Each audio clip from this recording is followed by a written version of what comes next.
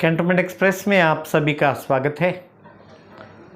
आज का हमारा विषय है कैंटोनमेंट और कैंटोनमेंट के जो 56 कैंटोनमेंट है देश के 56 कैंटोनमेंट्स में, और जहाँ ज़्यादा रहवासी लोग रहते हैं, जहाँ रेसिडेंट्स रहते हैं, वहाँ पर एक बहुत ही दुविधापूर्ण ऐसी परिस्थिति निर्माण हो गई है। एक तरफ ये कहा जा रहा है कि मर्ज हो रहा है, दूसरी तरफ ये हो रहा है कि अपॉइंटमेंट के एड्स निकले हैं, कैंटोनमेंट की भर्ती चालू है।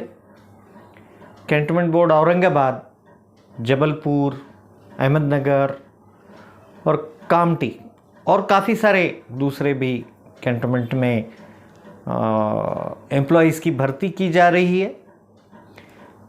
फिर ये प्रश्न उठता है कि भर्ती क्यों की जा रही है जब ये मर्ज होने वाला है, ये भी एक बड़ा सवाल है। फिर दूसरी तरफ ये भी एक दुविधापूर्ण ऐसी स्थिति आ रही है कि जो लीज लैंड है, अभी हमको कई मेल्स और कई व्हाट्सएप के मैसेजेस आए हैं जिसमें ये बताया गया है कि लीज लैंड उनकी समझ लीजिए कि 500 to 600 या 1000 स्क्वायर फीट है। 1000 स्क्वायर फीट का उनका जो रेंट होता था, लीज रेंट, वो करीब करीब 5 से 6 हज़ार रुपये साल का रहता था। आज मिनिस्ट्री ऑफ डिफेंस ने उनके डायरेक्शंस के अकॉर्डिंग ऐसा कैंटोनमेंट बोर्ड ने उनको नोटिस दिया है कि आने वाले दिनों में जो लीज रेंट आपका 5,000 था, आज से वो 1,40,000 हो जाएगा।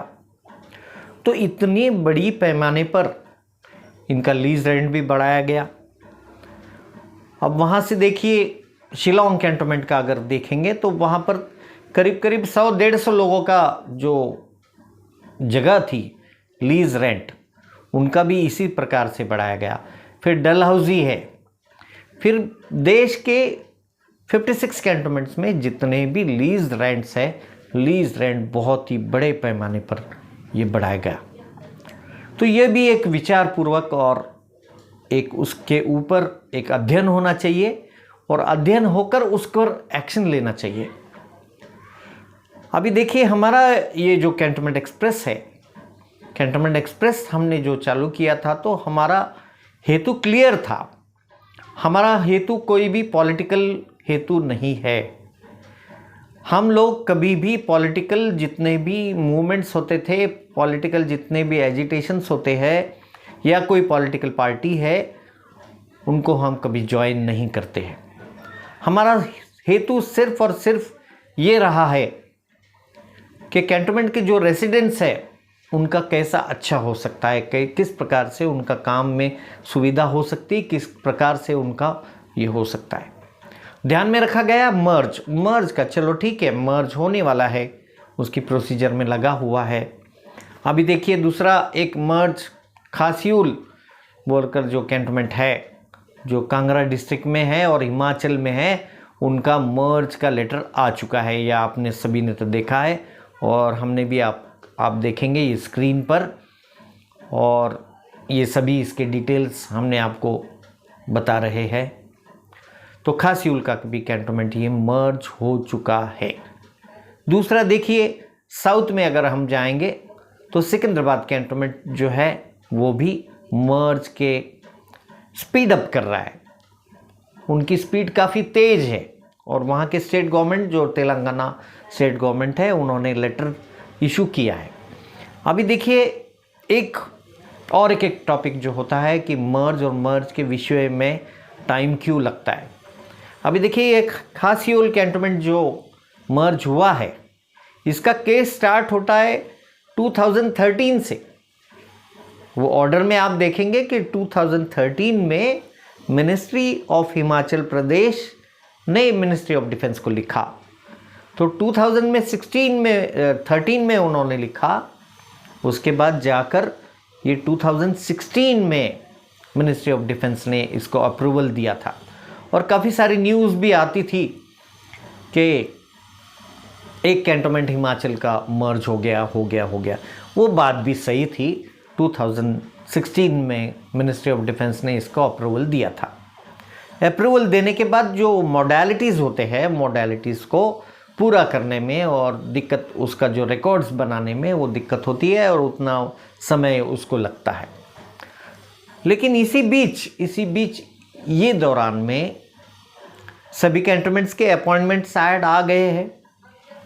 तो फिर ये जब मर्ज होने जा रहा है तो फिर ये अपॉइंटमेंट्स क्यों आए, ये भी एक सवाल है। इसके बारे में हम अगले वीडियो में काफ़ी विस्तार से हम चर्चा करेंगे। तो अभी हम देखिए, आज हम एक चर्चा सत्र इसलिए रख रहे हैं इसी कैंटोनमेंट एक्सप्रेस चैनल पर रात 8 बजे, जिसमें आप आपके प्रश्न पूछ सकते हैं लाइव। हम आपके उत्तर उसके लाइव देंगे। हमारे साथ में जितने भी तज्ञ और जितने भी एक्सपर्ट्स हैं, मैं समझता हूँ कैंटोनमेंट, हर एक कैंटोनमेंट ले लीजिए। जैसे हम रहते हैं कैंटोनमेंट औरंगाबाद में, तो औरंगाबाद कैंटोनमेंट में भी हर एक जो रेसिडेंट है, इंजीनियर्स है, डॉक्टर्स है, बड़े बड़े पीएचडी किए हुए लोग हैं। तो मेरी ये सबसे रिक्वेस्ट है कि आप सिर्फ खुली आंख से इसे सिर्फ देखने का काम न करें।